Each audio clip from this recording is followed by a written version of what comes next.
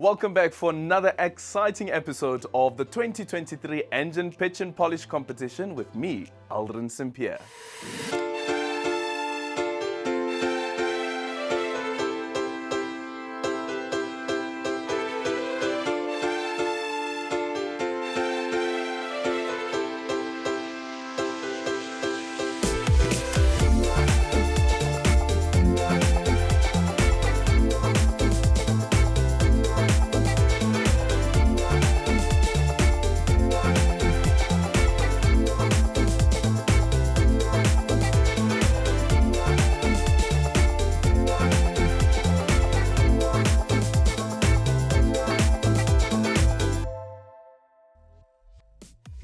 Only one spot remains for the semi-final round, and tonight we'll be finding out who secures it. Before getting into the pitching action, let's recap on where we stand in the competition. Last week we saw Chireletso of a camping retreat beat out Vitomi of Yuli's Cakery to join Mzingisi of M Games and Moses from Green Kid Enterprises as one of our semi-finalists. Will the three of them be joined by Shuka or Daniel? Well, I guess we'll just have to wait to find out. Now, as you can imagine, you could cut the tension around here with a knife. Our contestants have been whittled down from 16, and by the end of tonight's episode, only 4 will remain in the competition. That first prize with 1 million rand is within their sights, so the stakes could not be any higher. And speaking about that first prize, this seems like a really good time to give our wonderful sponsors a shout out. Thank you to our title sponsor, Engen Petroleum, our co-sponsor, Nedbank, our program organizer, Race Corp, and of course, the fabulous Radisson Blue Gautrain Hotel, which is hosting our out-of-town contestants in the absolute lap of luxury. We are about to get pitching, but first, I want to remind you that we are giving away another 5,000 Rand Ever Super Shop voucher from Nedbank to one lucky viewer. And as always, our competition question will come up after our pitches, and it could be about anything in the episode. So make sure that you're paying attention. Right now though, it's time to get pitching. First up, it's Shulka Mohabir of Sprue Technology, which is based right here in Gauteng. Good luck, Shuka. Hi there, Shulka. Hi there. What have you got there on the table? So I've got a bit of a poster here, just a visual aid, just to give you an understanding of what the product does and how it looks and how it's used. And then here's just some photos of me exhibiting and presenting at different events. Okay, speaking about exhibiting and presenting, are you ready? Yeah, let's do this. 5, 4, 3, 2, 1, pitch and polish.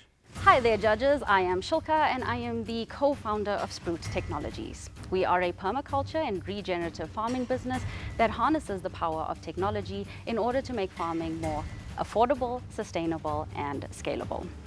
Man, our farmers are really suffering with extreme weather conditions, as well as rising and very high input costs.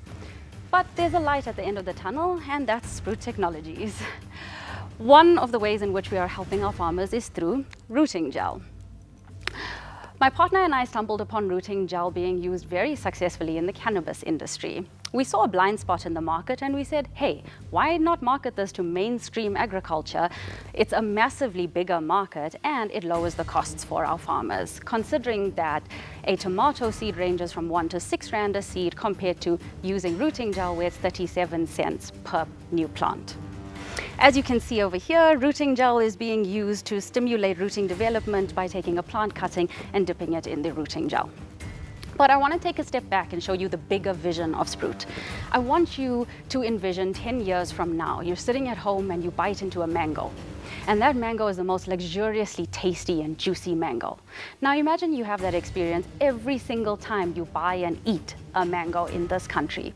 Well, that's because Sprue Technologies implemented permaculture farming techniques today.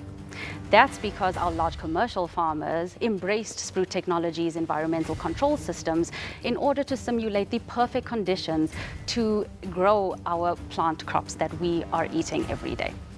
So how are we going to achieve this vision? Well, I will be using the prize money in order to set up a manufacturing site and train a lab technician and a sales associate.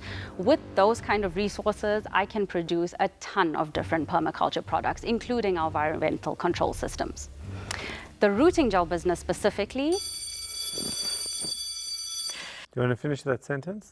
The rooting gels business specifically will turn over 270,000 in the first year and a net profit of 30%. Great, Shulka. Thanks so much. All right, Monique, let's start with you. A lovely pitch, Shulka, and I love the visual aid as well. Tell me why, or what is your customer demand around the rooting gel as opposed to the Premier Propagation. propagation that you do? Yes. So like I said, currently our farmers are using seeds, and seeds are really expensive, especially nowadays with the high, our currency devaluation. So lots of farmers are importing seeds, and that's really costly. So in terms of this being a lower cost alternative, there is a higher demand because our farmers are being squeezed in their margins. So this is why we went with the rooting gel, because it's a simple product. It is easy to understand when you can see it, and it lowers costs for farmers as well as increase the quality of the propagation. We can also use the rooting gel to preserve dying species as well. But what is your customer pipeline? So how many customers have shown an interest in the So actual product? we have worked with 2 farms in the past. We are currently working with the 3rd farm, and our market, our serviceable market, is about 800 farms specifically, but I do believe that number to be bigger. That was just my research. However, those include the larger farms, and they are also the smaller, medium-sized subsistence farms as well that we would be targeting, which I believe that number to be pretty big.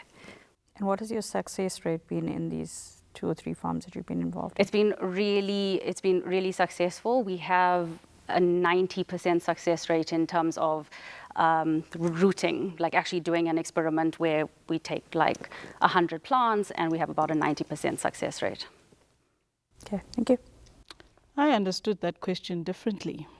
I thought she wanted to know, with every farmer interaction or a farmer that you try to sell root gel, how many do actually purchase from you? It sparks a lot of interest in more the smaller to medium-sized farms, to be honest. The larger commercial farms, it is a little bit of a difficult conversation because they're so entrenched in their traditional farming methods. So we do have that uphill battle ahead of us where we are trying to change an industry that's been doing one method for so long, but our smaller, medium-sized farms are really interested in it because it does lower their costs, and the success of the using the product does speak for itself. We do have a very high success rate. So let's talk about the numbers. You're projecting 270,000 for this year. Did I understand correctly? Yes. And that's maybe looking at how many units would you be selling in that year? In the first year, we would sell 270 liters.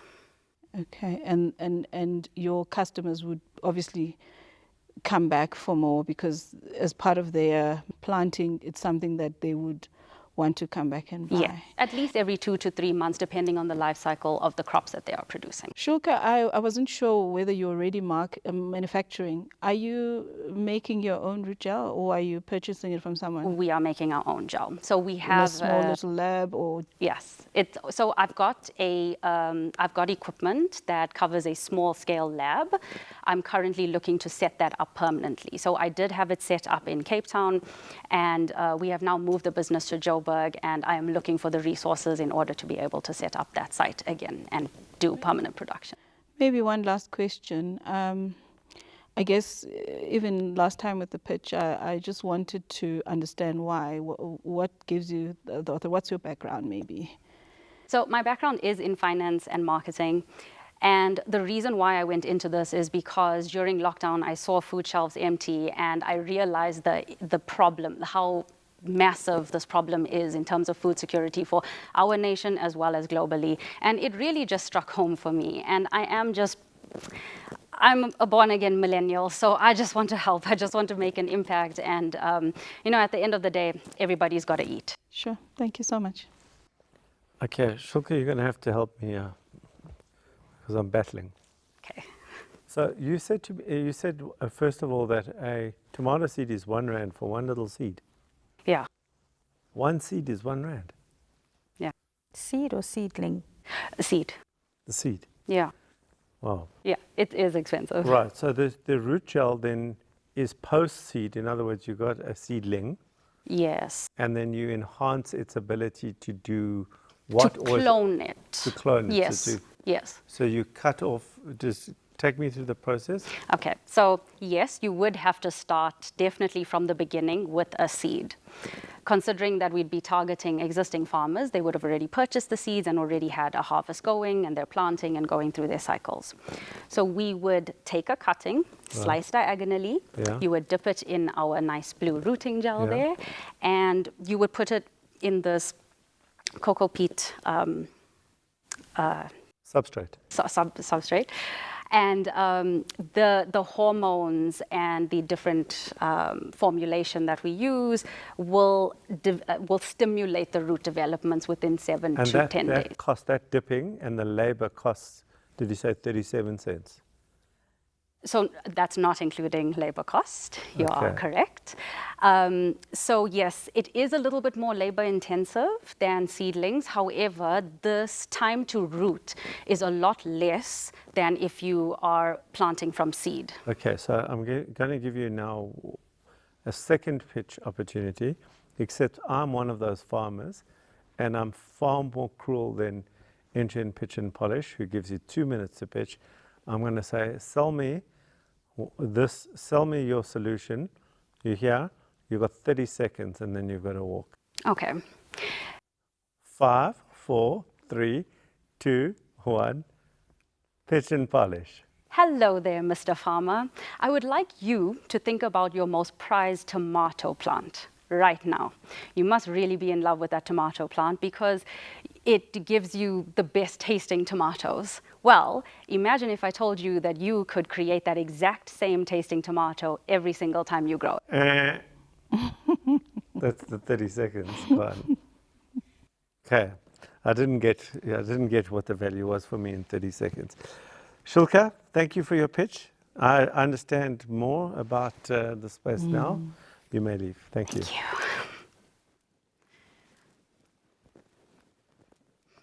Thoughts?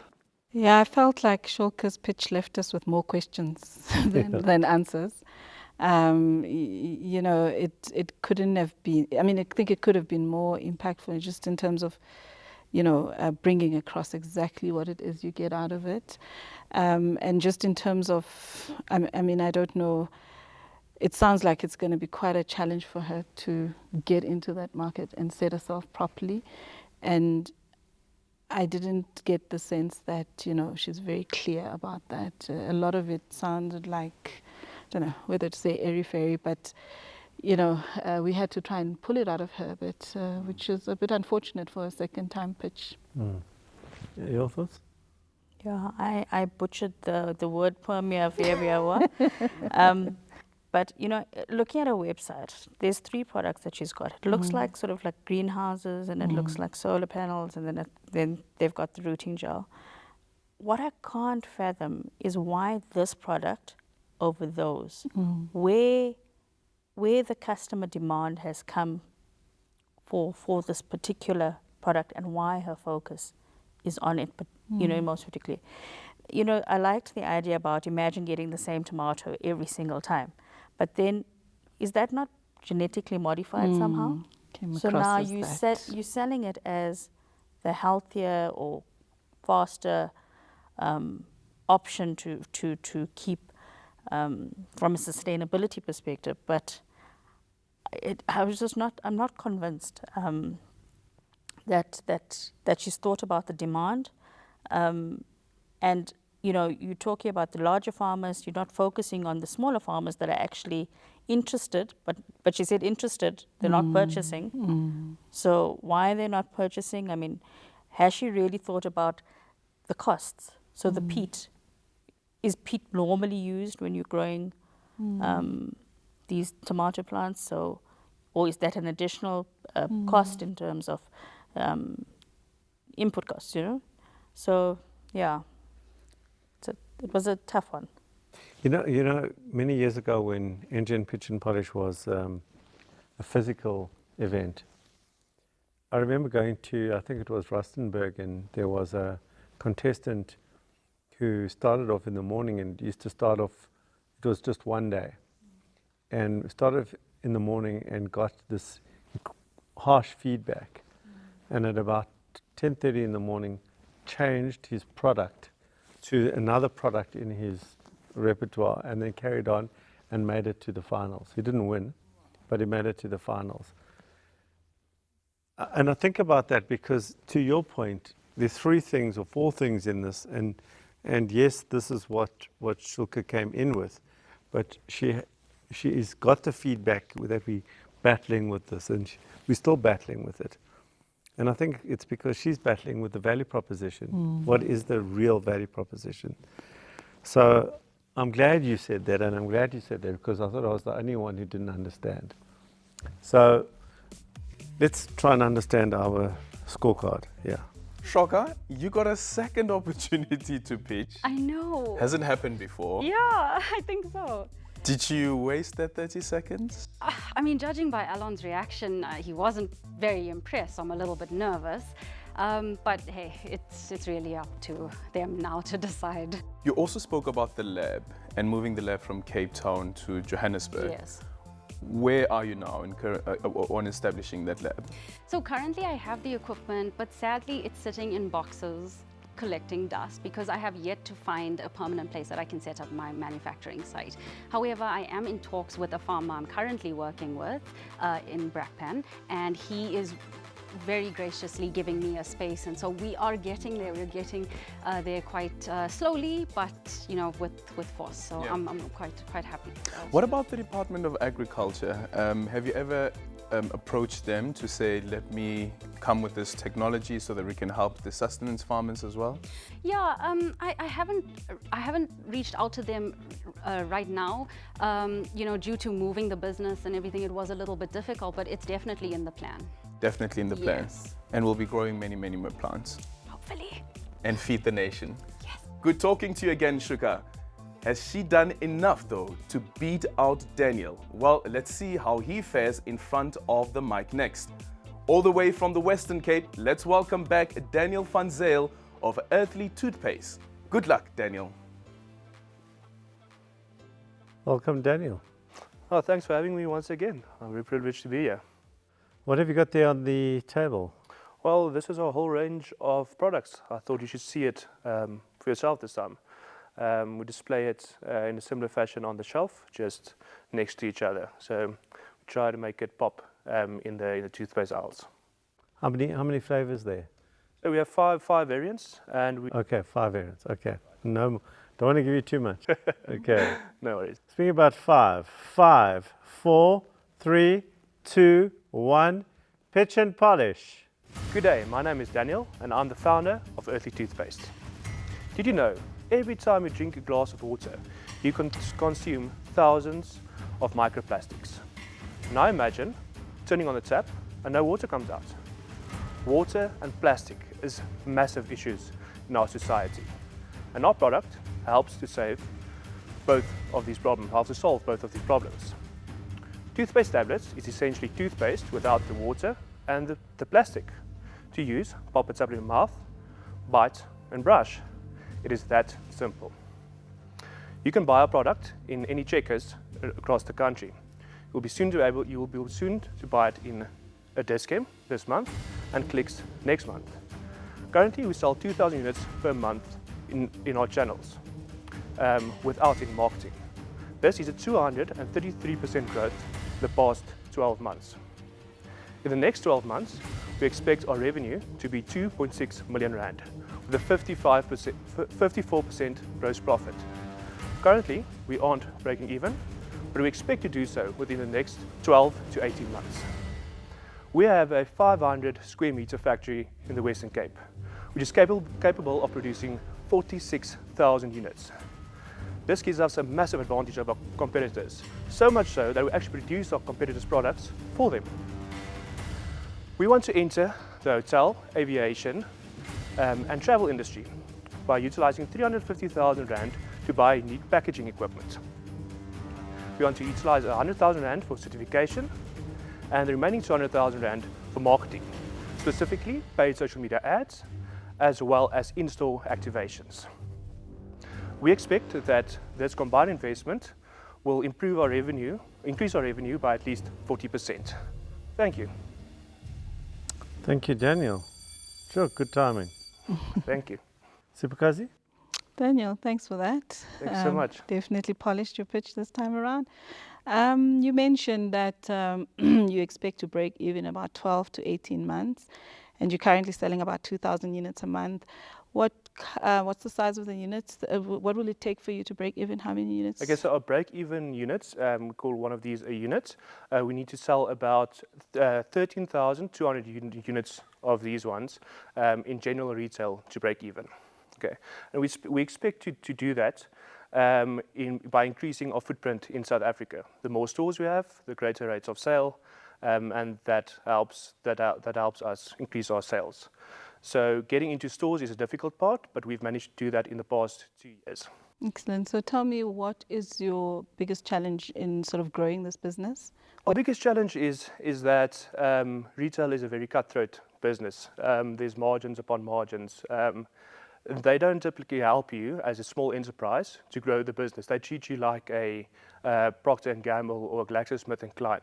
And I think that is the biggest challenge for us to overcome these hurdles in the general retail industry. And just one last question for me. I think for myself, it's over the years, it's been easier to use toothpaste. How are you going to convert all of us normal toothpaste using people to start using this tablet and see it as the go-to thing when you're wanting to brush your teeth? Well, I think it's a twofold approach. Firstly, we are becoming more and more aware that plastic and water scarcity is becoming massive problems. And governments are putting regulations in place to help reduce our plastic pollution and reduce water consumption. So that's the first one. The second one would be to educate our consumers, to let you know, listen here, we have a brilliant product, a product that does exactly what toothpaste does, it's just more sustainable and something that will help our kids at the end of the day. Excellent. Thank you so much. Monique? Thanks, Daniel. Great to see you again. Are you saying that when you use the tablet, you don't need to utilize water at all? Or is it a reduced amount, less than what you would use with toothpaste? Okay, so that's actually also a twofold approach, funny enough. So traditional toothpaste consists up to 40% water. So firstly, we're removing all of the water out of the toothpaste. So instead of making toothpaste all across the world and flying it in and having a massive carbon footprint, we're reducing that water footprint. And then with our product, you don't need to use any water while brushing. So that also helps communities who has no potable water in the area to still be able to brush their teeth and keep their teeth healthy. So you swallow this fluoride? No, you spit it out. Whoa, okay. That wasn't the question, actually. I noticed on your balance sheet that your operating costs are exceptionally high compared to your income. How do you see yourself tightening your belt around that? Right, so we spent the past 12 months in order to reduce that significantly.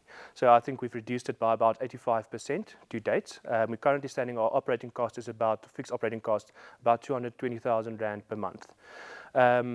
So we are in general retail, or when you manufacture and you want to be in general retail, you have to have specific things in place. You have to have a factory that is compliant, you have to have the general certification, and that comes with cost attached to it. So we are currently at our, I wouldn't say bare minimum. I think we can go a few percentage points lower, 10 or 20% lower, and that is what we're currently working on month to month. So that has been a constant process over the past 12 months to reel in our overheads. Okay, thank you. I've got so many questions, but let's get started with the product. Okay, it's a pill. Put it in my mouth. Saliva creates some sort of reaction. I chew it, goes in there, take my toothbrush, do my thing with my toothbrush, and spit it out. Okay. I don't wash my mouth out like I do with toothpaste. I do, or can. It's a question. Oh, yeah. So it's a bit like magic, to be honest. So you pop it in your mouth, you bite it, and then it starts foaming up like magic. Yeah. So the actual mechanism of cleaning your teeth is not the toothpaste per se. Yes, the active ingredient helps your gums, it helps to protect your teeth, but using a toothbrush to rub over your teeth is the actual cleaning of that teeth. Then when you spit it out, you spit out all the majority of the fluoride, so there's not harmful levels left in your mouth anymore. But I could also spit out toothpaste. Yes, you can. But I still wash. I still put my hand and wash, spit out. That's generally because I don't know, when we were in primary school, they told us to use a pea-sized amount of toothpaste. And I don't know if you noticed, but you use that whole brush and you swish it from start to finish. And that is the general problem that people create for themselves and the toothpaste companies. They increase the diameter of the toothpaste, so you use more toothpaste. So you end up with a whole hell of a lot of toothpaste in your mouth. That creates a lot of foam, and then you feel it has to be spit out. Okay. If I can use an analogy, it's like washing your hair. You shouldn't just wash your hair and wash off the shampoo immediately. It should be on there for a minute to 2 minutes. The same concept with toothpaste. Okay, you touched on competition. Who are the competitors in the same category, i.e. a tablet, or in the toothpaste category? So in South Africa specifically, we have one competitor called Bite and Brush. So they don't use fluoride in their toothpaste. It was created by an oral hygienist in Cape Town. And they use a different active ingredient to replace the fluoride. So we actually produce their product for them. So what we want to do is we want to encourage people to come into South Africa and create and make these products under their brands and sell it through the market, so we can grow this sector as a whole. And because we have the infrastructure to be able to produce these tablets for them, we can do it much cheaper than a pharmaceutical industry that would be our competition normally. Okay. What's the price point of this product compared to toothpaste? So for 90 tablets, we currently sell it, the entry level is 30 Rand. So what's that compared to toothpaste? Toothpaste for your your cheapest 100 ml is 21, 22 Rand. And how many equivalent, if that's 90 brushes, what's the toothpaste? 28 days, so 56 brushes. Okay. And then last question is, how are you funding that big gap? So currently we have investors on board. We are currently seeking investors to bridge this gap until we can break even. We still have a licensing agreement for the East African region. I didn't put it in here because they want to terminate the agreement, but in order for them to terminate, they have to pay us a settlement amount to get out of the agreement, because it's an open-ended agreement with fixed minimum order quantities as well as a licensing fee. So we're trying to build this up now as quickly as possible. So I don't want to rely on a payout from that contract to bridge it. So we're looking at investors or our current investors to help us out to break even. Thank you, Daniel. You may leave. Thank you so much. Interesting product. Definitely an interesting product. I just wonder around it. You know, brushing your teeth is, like you say, you do it all the time, and you've grown up doing it. So you're taking something that people have habitually done, and you are altering it. But I still don't know where the value is. Is the fact that I'm now saving 5 minutes or not, or 2 seconds or not rinsing my mouth, or is it, am I going to save water? Why would I make that change? Is it convenience? Because the price point seems the same. So I'm concerned about that. You know, how are you going to convince the market to do that swap? So something that you've habitually done. The other thing is that it's great that he's got into retail. It's great that he's got into Checkers and he's getting into Dis-Chem and that kind of thing. But who's your target market, and how are you going to actually sustain that? Because you're going to have to do marketing over and above just the placement on the shelves. Yeah, it has to come off the shelves. It has to come off the shelves, and that getting it off the shelf is the convincing piece. And I'm not too convinced right now. Well, I'm not convinced I'm going to go from squishy things to tablets. I don't know. Exactly from that point to where you are at 2,000 units to trying to get, I don't know, did you say 20,000? 13 and a half. 13 and a half. Yeah. And in about a year and a half, it's really a hard sell, I think. But I guess with the, if it identifies that target market and it's clear, in terms of sustainability, I think there is a chance there. He just probably needs to do a lot of work there in that marketing of that product. But yeah, I was trying to convince myself, why would I go for this and not my normal toothpaste? I just, I wish you'd done a demo, taken that thing, put it in my mouth, brush it in a bucket and You would have had to swallow now. No, you didn't have to. You said you spit it out, so bring a bucket so that I can see that it's the same or better. So I don't know, it's very hard. He's making me think about a new technology, but he's not showing me using it. So he misses that opportunity. So if he's got time with me, I'm wondering what that thing does on a shelf when it just says, take a tablet. So it's not, so he's going to do have to do a huge amount of education. And besides that, Alan, if you're going to, let's say, to Dis-Chem, where all the toothpastes are, I didn't get a feeling like that thing is going to grab you as the thing to brush your teeth. So there's also that. What is it that's going to draw you to the tablet when you're looking at the toothpaste shelf I think there's a lot of work there that needs to be lots of work. looked Lots at. of work. The thing is also he's got to look at his wording in his pitch. As he was speaking, I remembered he was the one that spoke about the sustainable packaging. So now he's removed the sustainable packaging, and now the new buzzword is the water piece. Don't add words to your pitch that you cannot back up. Yeah. I wrote here, sustainability angle is too high. Like you see, that seems to be the angle. Like there's 40% water in toothpaste. There's a lot more water in a lot of other things. It's like dehydrated Yeah, it's not going to sort of. toothpaste. It's not going to get dehydrated toothpaste. Exactly, because 1 minute it's using less water, the next you're taking the water out of the toothpaste to make it a tablet. So interesting. All right, let's score. Thank you. Daniel, you were the last one to pitch in the second round. How do you feel?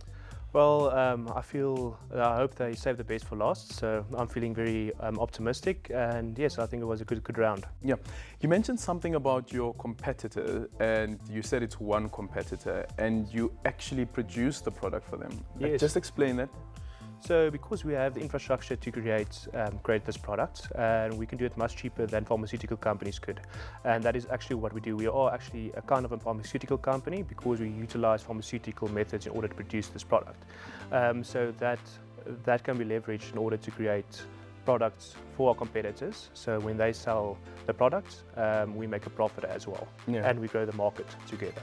Okay, and right now you said you're already in Checkers. You are going to be in Dis-Chem this month. There's another one. Clicks next month. And Clicks. Yes. So some of these retailers are actually retailers that are also that have infiltrated the continent. Does it mean that your product will also be going up into the continent? Well, you take a very phased approach with such big retailers. So you generally start off with a specific region. So in South Africa's perspective, you would start off maybe in the Western Cape, then a few months later move to Gauteng, and then KZN. That's your 3 big regions to Africa. After that, if they're happy with the product, they would put it into all their stores nationwide. And once that is completed, you will then move into any other regions they may have. So it all depends on your rates of sale and how the customers perceive your product in their stores. Yeah. An important question there from Sipogazi is that from birth we've been taught how to brush your teeth using a toothbrush and toothpaste, and it's being taught in schools as well. So having to shift, almost like a culture shift, how would your company be able to convince people that there's a different way to do it, which is also environmentally friendly? Well, I think media will play a large part in that, word of mouth as well. I mean, a few hundred years ago, we all used to ride horses, and now we're driving cars. So they went through the same process. We're not the only company that will go through something like this. So I think we will be able to do it through media and word of mouth. Okay, so from horses to cars and from toothpaste to tablets. Tablets, yes. All the best. Let's see what the judges decide on. Thank you so much. Good luck. Thanks for the chat, Daniel. Now, before our judges take themselves off for their deliberations, I'd like to have a quick chat with them too. I mean, they never give anything too juicy away before the elimination, but we still get a few interesting nuggets. Don't you think so?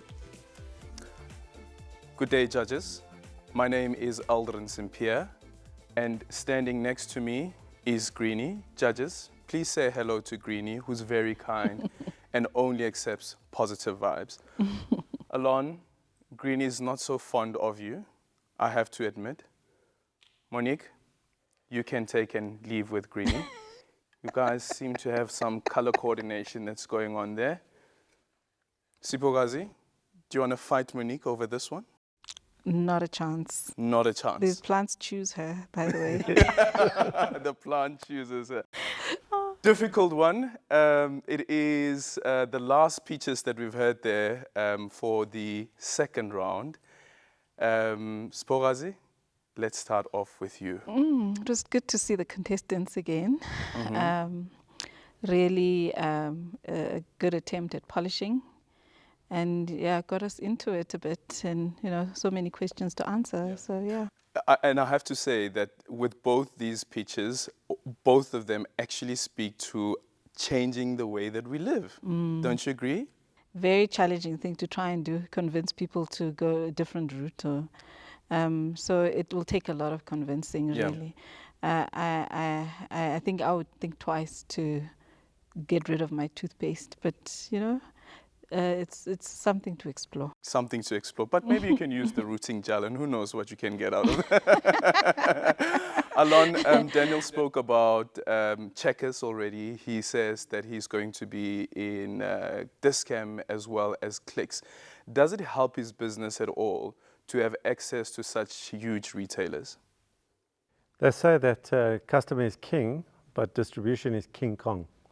So the fact that he's starting distribution, he's getting distribution of his product is incredibly important. But getting it onto the shelf is one thing. Getting it off the shelf is a completely different thing. Many businesses take a long time to convince a buyer to put it on the shelf, but to get it off the shelf means a huge advertising campaign, people trying the product, understanding the product. So I think his challenge is going to be more in getting it off the shelf than on the shelf. And convincing the likes of Sipogazi to think differently. Exactly. Not just Sipogazi. I think myself and Monique. and even Greenie. I don't think so. I don't think so. Greenie's okay with using only natural stuff. Monique, what do you make of Shuka's presentation? Much more confident compared to last time? Definitely much more confident. She left me with a lot more questions as well compared to the last time. I'm not convinced that she's really thought about the costs that the small-scale farmers will incur to actually implement her routine gel, and she hasn't convinced me that her target market are convinced about the value proposition around it. So, yeah, it would be interesting to see how she grows this business further. Yeah. And she also speaks about 800 farmers. I think you asked her one question and you asked the question again. Then Sipogazi then asked the very same question and still no clear answer. Then Alon gave her another 30 seconds to pitch again. And even then she flopped. It's great that she knows how many farmers she can potentially reach. That's great. That's a good step. But you need to also understand which farmers are you particularly targeting. It seems as though the commercial or the large-scale farmers aren't really interested in it because, like she says, they're set in their ways. So why not target the small-scale farmers, show that it can work, that there's growth from a yield perspective, or there's growth from a business perspective, or whatever it is. But she needs to get to a point where she's starting to illustrate that growth. As our judges are off making their decision, let's join up with Yasmin Ali to learn more about her latest pitching principles. Thank you, Aldrin. Tonight, we'll be looking at the use of notes in your pitch. Now, I'd like to emphasize that using notes does depend on the pitch setting, and for longer, more technical pitches, you would want to have access to your notes. But in a 90-second pitch, not so much. When we look back at Tshireletso Mokati's pitch from Camping Retreats, the judges were impressed by just about everything about his business, except that he basically read his entire pitch. There were sarcastic comments from the judges about how well he read his pitch, rather than how well he might have presented it. Let's listen to a couple of these. I don't know if I should say well practiced or well read, or I don't know what I should say, but well done. Yeah, let me say that. But on the negative side, that reading was almost unforgivable. You've had a lot of time to get ready, and we were really expecting you to be able to speak from the heart. But why is this a problem? I mean, it's a great way of making sure that you don't forget things and that you cover all your bases. My main problem is that Tshireletso never looks at the judges. He does not make eye contact. He never really connects with them, and it feels a little like a school presentation where we avoided looking at our classmates at all costs because we knew they do something to throw us off. From the time that he starts his pitch to when the buzzer goes off, he seems almost unaware of his surroundings. And maybe that was his objective given how nervous he was. But when you're pitching, you want your audience to feel important. They need to be part of the moment. And you need to trust that you know your own business and every aspect of it well enough to captivate your audience. So make sure that you look at them, connect with them, and that you make sure that they get all your attention, energy, and focus. Thanks for joining me for another Pitching Principle. Back to you, Aldrin. It's always great hearing the lessons you've distilled from the actual pitches, yes. Thank you. Now, the part I'm not keen on because it's always so bittersweet. Let's join the judges and the contestants to find out the verdict of tonight's pitches. Shulka, Daniel, welcome. Thanks. Right, so you know that one of the two of you goes home today, which is always a horrible thing to happen, and I suppose one of the downsides of being a judge, but that's our job. But we're hoping that you take away from this process, both of you, what has been shared in terms of feedback. And so I want to start with you, Shulka, with your feedback from your pitch. We thought your pitch was really, really good. It was you're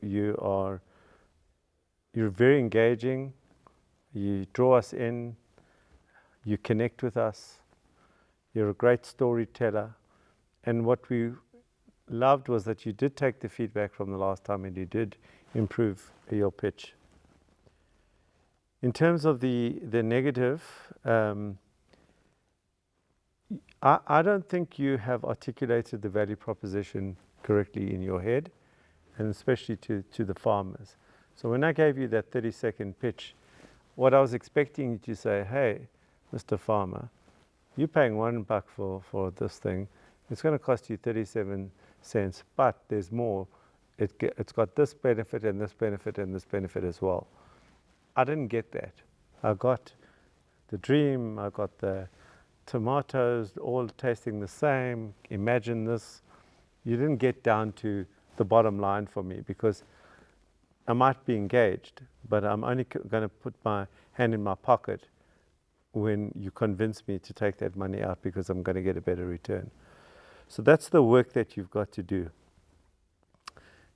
Education is expensive, and for moving farmers, and when you speak about the commercial farmers being a much harder market to move, my question, because I've been doing this long enough, is they won't move unless it's commercially viable for them. So even at scale, they won't move. So it should work better for them than for the smaller farmer. You don't, so that's not articulated. So there's some education piece, and there's a big education piece, if indeed it works. And that needs to come across also. You didn't get across to me that this really works. It gets 27.8% faster, better, quicker, all those other things that will entice me to at least try the product. And of course, the last thing is the confusion between the three different areas of the business, which came up last time as well. Daniel, in terms of your pitch, also a really good pitch. We like the fact that you mixed it up from the last time. We threw this, you see this right away.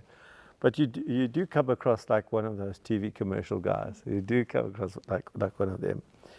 But what we really enjoyed was the fact that you identified the markets, the hotel market, the airline market. What you've understood there is in those situations, that your product is best suited for those situations.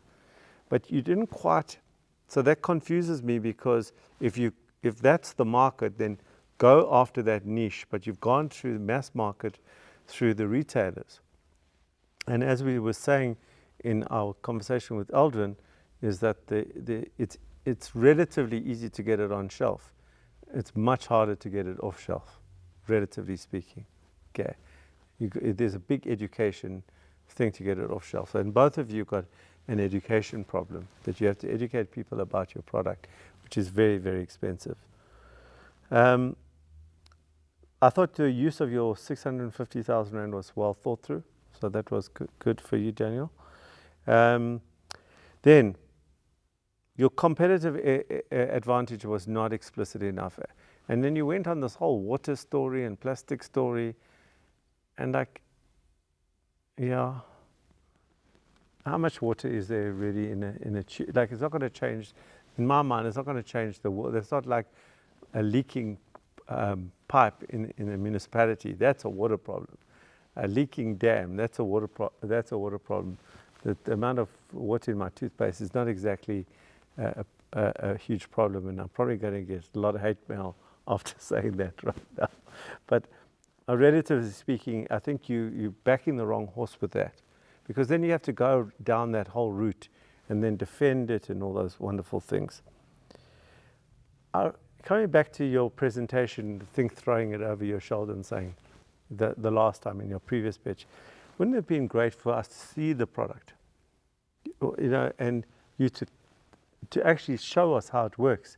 Because you leave it up to my imagination. You're not educating me, you're not showing me. And you're going to have to show the user that experience if they're going to buy your product. You didn't show it to me. And can you imagine? It's sitting on the shelf. It's not going to come off the shelf unless people know what it is. Okay. And yeah, I've spoken about the sustainability angle. So we come to the elimination. Both of you got education problems, not in terms of your own, but your markets. And yeah, and to me, both of you got value proposition issues. So you're both equal on that account, but one of you has to leave today. And the person that's going to be leaving today is Shulka. Thank you. You may leave. Thank you. Thanks. Daniel, please take all the feedback from this round and include it in your next round. And best of luck to you. You may leave. Thank you so much. Another semi-finalist from the Western Cape. Congratulations, Daniel. And I'm so sorry, though, to say goodbye to Shuka, but I know she will go on to do great things with Spruit. I wish her all the best on her future entrepreneurial journey. Now, are you ready for our viewer competition? Good, because I am.